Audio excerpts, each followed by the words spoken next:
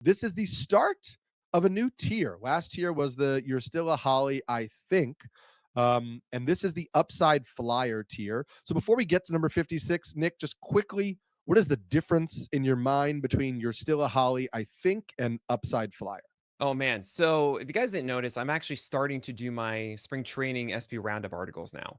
That means essentially not going to get an SP roundup, a day off an SP roundup until the All Star break, moving forward. And I'm going over these guys in particular. These are the ones that are after the cliff. The cliff is where you're drafting guys that you expect to hold throughout the year in your standard 12 teamers. Now that we're past that, it's all about going for guys that are high ceiling and you can make a quick decision in your drafts. Actually, not in your drafts. I'm so sorry. At the start of the year, or even sometimes before the start of the year. So that SP Roundup article I do every morning is going through those kinds of flyers and saying, "Hey, this is interesting. Hey, this isn't." Lets you really cut out all the noise of spring training with starting pitchers and tell you what really matters. So go check out that Plus Pitch podcast I do every morning, and also the SP Roundup article I do. And Spencer Arrighetti is the first one, the Yep. Pasta Pirate, because the Pasta Pirate is a high strikeout guy who showcased the ability to have good control by the end of the year. He had this really nice stretch, finally seizing the opportunity to start around July of last season. And I mean, it was fantastic. So it was a 308 ERA with a 118 whip and a 29% strikeout rate across 76 frames. He also had that really bad blow up start that fortunately brought down the ERA after they called one of those plays an error against the Reds. But what I'm getting at here is Arrighetti has multiple pitches. He has a fastball that is very flat, one of the flattest attack angles in the majors at 94 miles per hour. And if he's able to really get that in the zone upstairs as he's trying to do, that will be very effective. And then he has a cutter, a slider, a curve, a change. He has all of these options, and many of them have elevated swing strike rates. So he has whiff potential. He has a fastball that is good enough in the zone. He has a winning ball club and a solid team overall behind him and the full runway for a full season. These are all the elements that you really want out of a guy this late in a draft. The only issue is okay, is that whip going to come down? Is he actually going to keep that walk rate low? And you'll see that in the spring. Really focus on Hargetti's K or walk rate. It's that simple. If he's walking a ton of batters still, not so fun. But if he actually is able to keep that walk rate reasonably low during the spring, I actually think that's going to carry over into the season. Yeah. He is featured on an article that just came out for me today over on NBCSports.com. So go and check that out about pitchers whose Sierra was far lower than their ERA. And then I broke down, obviously, that's a signal that they might be like in for a breakout or they didn't deserve the results they got last year. And then I broke down kind of like whether I believed in it or not.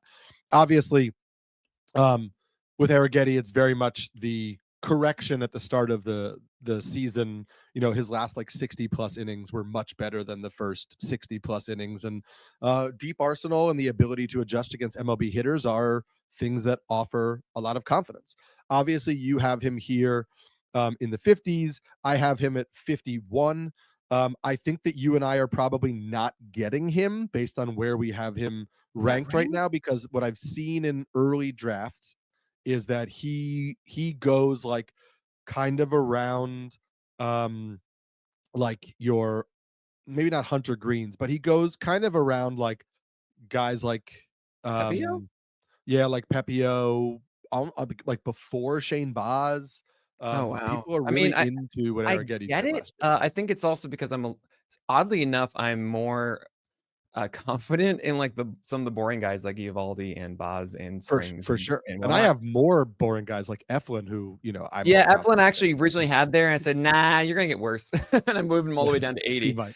But I think I would see myself in drafts getting Arrighetti at that same time too. Like, just because the rankings are saying, "Look, I have this one and this one and that one," I put them in groups on purpose Mhm. because if I'm at a point in my draft where I already have 4 or 5 guys I need, and I'm now shifting to that upside flyer area, I wouldn't go for Springs or Evaldi.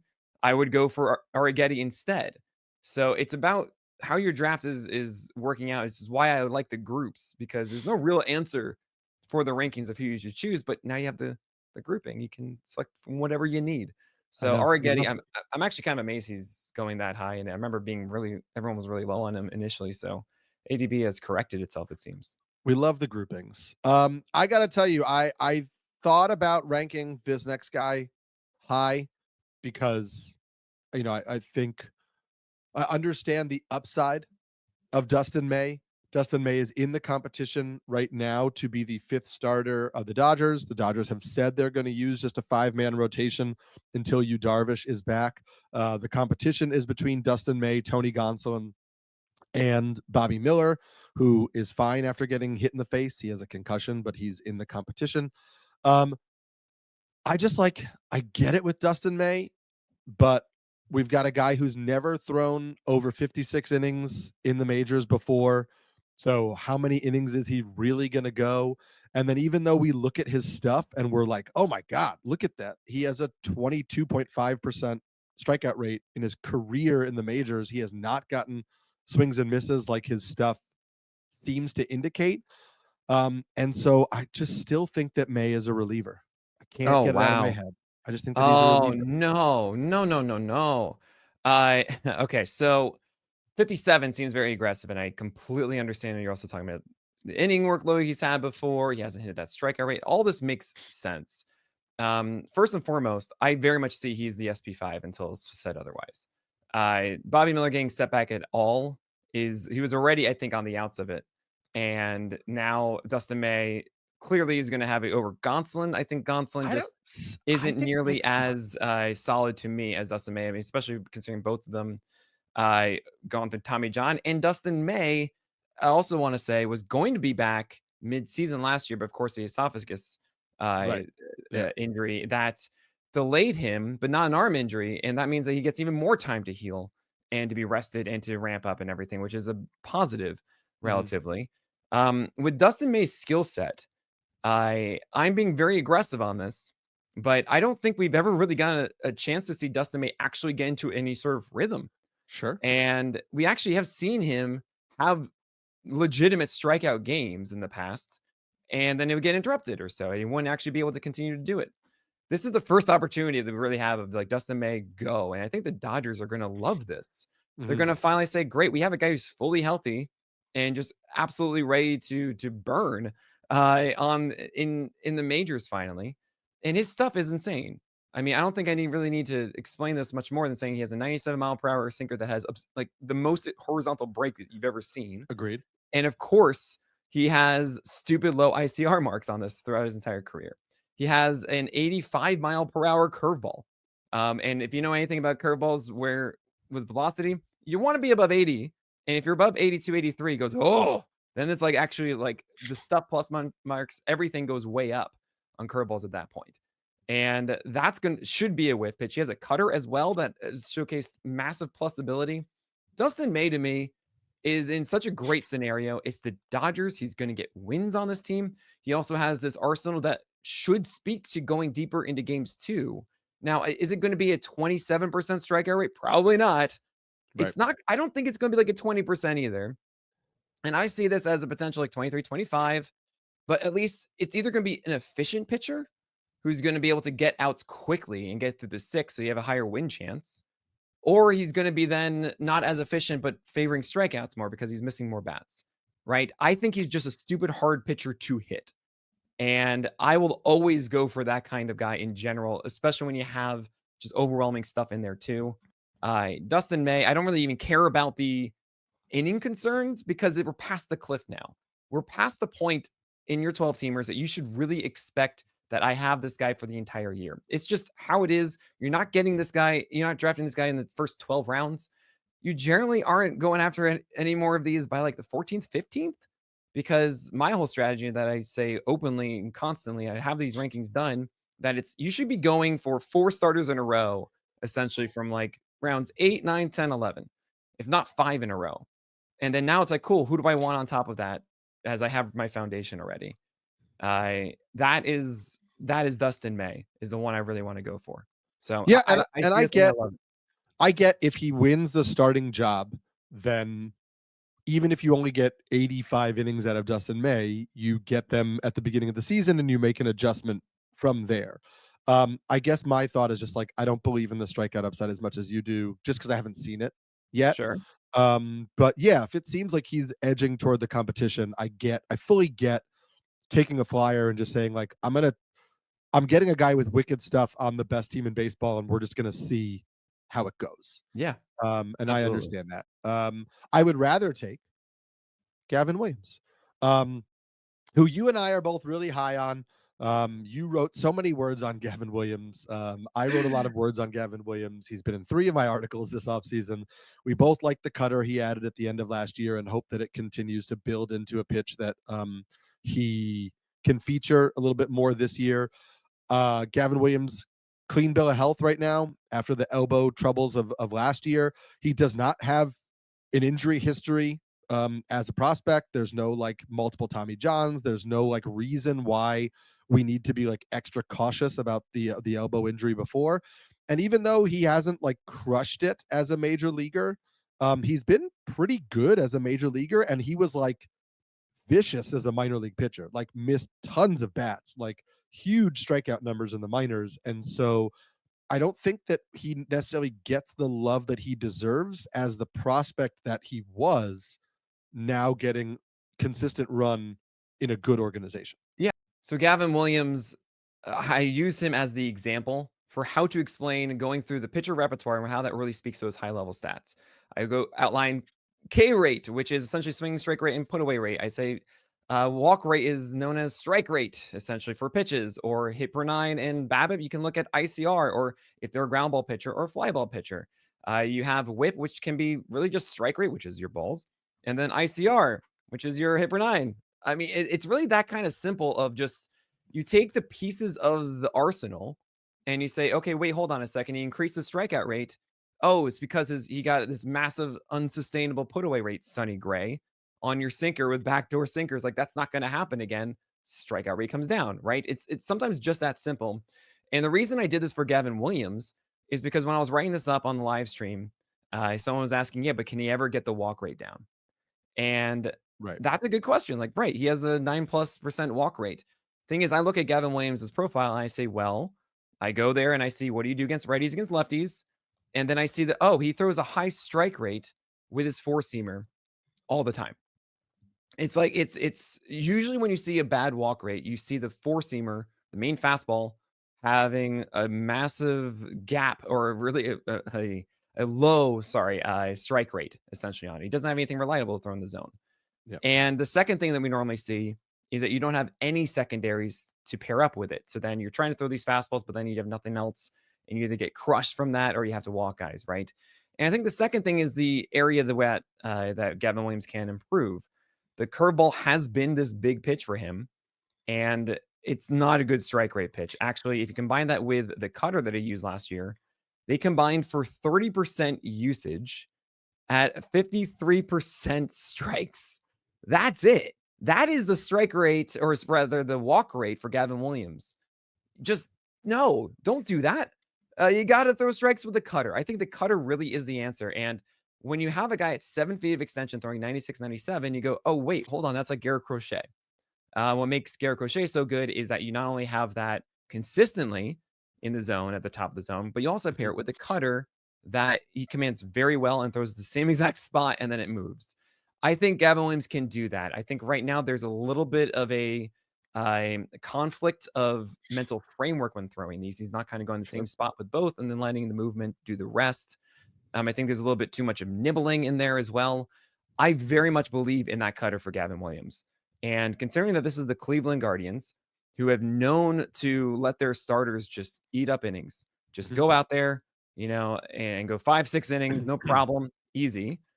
They're a winning ball club. I love this situation for Gavin Williams. He has that strikeout potential. He should lower that walk rate. And I think with that cutter, you're going to see better ICR marks on both that cutter and, of course, the four seamer. And then he still has his curveball that he can whip out for 2 straight counts. And I think the whole package there is really good. And you can get a very stable volume guy, surprisingly, out of someone who really just had a forearm issue, returned from it, is healthy now, has the velocity. Like his velocity even went up, believe it or not, and should be really gearing to go this year. Yeah, and you don't have to pay a pretty penny in drafts right now. Like Gavin Williams is still going late in draft. He's going well after pick 200. So there is still the ability to get Gavin Williams at a pretty discounted price. So even if you're not as bullish as Nick and I, you're not like, you're not using one of your top 150 picks to get Gavin Williams. And so that is something that we are both intrigued by. The next two guys, you're going to have to roll the dice on a little bit because we have not seen major league innings. Well, as starters, we have not seen major league innings from these guys. They're probably the two top pitching prospects in baseball. There are some lefties that are in the conversation, but Jackson Jobe, Bubba Chandler, you have back to back here. You do have Bubba Chandler one spot ahead of Jackson Jobe. I have seen a few other people, including our friend Eno, kind of starting to lean a little bit more toward Bubba Chandler over Jackson Jobe. And then you have the idea that, like, listen, we just saw the Pirates last year call up Paul Skeens in May and then give him runway. And it would not be surprising if we get a similar type of trajectory for Bubba Chandler. I will say the signing of Andrew Heaney does add one more starter to the rotation. But if we pull up just the roster resource projected rotation in Pittsburgh, Bailey Falter is still the SP5. And even though I think the Pirates will be happy to start the season with Bailey Falter as the 5, if Bubba Chandler is tearing up AAA, Bailey Falter really isn't going to keep him from the major leagues. Yeah. And injuries happen and Yeah, whatever. well, right. I mean, last year we thought that Jerry Jones, there's no way he's going to make it. Even though they added Herman Marquez, not Herman Marquez, Domingo Herman, Right. and we were like, oh God, come on, don't make. And I remember that so badly. I mean, there's so many reasons why Yes. that pained us, but then Jerry Jones still won it. And with Bubba Chandler, the one thing I do like more about Chandler than Job, I do feel as if he, from what I've seen, does really work in at bat better, Mhm. and does have overpowering stuff. Like his fastball just is fantastic. So, yeah, I might be a little bit lower because of the Heaney thing, and this might be something that's just like, well, never mind.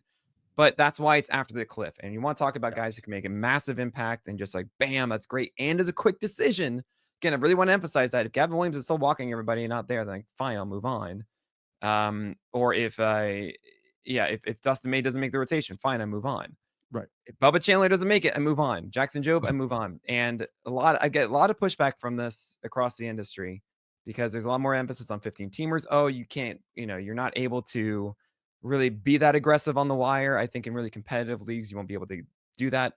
I disagree. Just from my own personal experience, I've been very competitive 12-team leagues. I would say the Pitcherless Legacy League is the most competitive league I've ever been in Mhm. when it comes to a 12-teamer, and I still execute this plan because the waiver wire is so plentiful, Yeah. and you have to put yourself in a position that you're able to take advantage of it. So either you get a thing from the get-go that you don't even need to go to the waiver wire, or you're getting something that allows you to go into it. You don't want that middle ground of someone where you don't really know if it's good or if it's bad, and by the time you want to make a decision, it's like May 20th, and you've already lost all of these big impact guys. You wouldn't have gotten Garrett Crochet or Jack Flaherty or Tanner Houck last year. I mean, Yeah. there's so many of these dudes that made an impact that were drafted after pick 275, right? And yeah, and So we have talked pretty openly about how we analyze more toward a 12-team league. Um, and I think you can make the decision right now on Jackson Jobe because Heston Kjerstad took him deep for a 2-run homer today. So obviously it's all over for yeah, there you Jackson go. Jobe. Uh, But no, Jobe, listen, I know that the names that are competing for a spot in the Tigers rotation right now don't excite people, but they are names that the Tigers are inclined to give opportunities to, right? Casey Mize right now is the number 4. Casey Mize is the number 4. Like that is his spot in the yes. rotation. Yeah. They've invested a lot in him. He's the former number 1 overall pick. He is making some adjustments this spring. We'll see if they, work out. We know that tomorrow, as part of our collaboration, is writing about the multiple sliders that Casey Mize is working on and the new increased reliance on the splitter. So like Mize is the 4th starter. So Jackson Jobe is competing with Kenta Maeda. He's competing with Matt Manning. He's competing with Keider Montero. maybe Brant Herter. We don't really Yeah, know probably not, if Tigers no, but want yeah, to use. right, exactly, right, there are guys that are gonna fight, and Maeda throwing 2 miles per hour harder all of a sudden is kind of And interesting. I know Yeah. Maeda is not interesting to you, but like the Tigers have a lot of money invested in him, Yeah, no, and I they're can actually see that happening, and honestly, Maeda at 92, 93 as opposed to 91, 90 90, 91 is definitely a different pitcher, yes, and he's been a so it solid could work. MLB starter. The point just being these are guys who, even if you look at them and you say, well, that's Jackson Job's spot, like those are guys who could hold him off for a couple months at the start of the year because the Tigers want to see if there's anything that they could get out of them.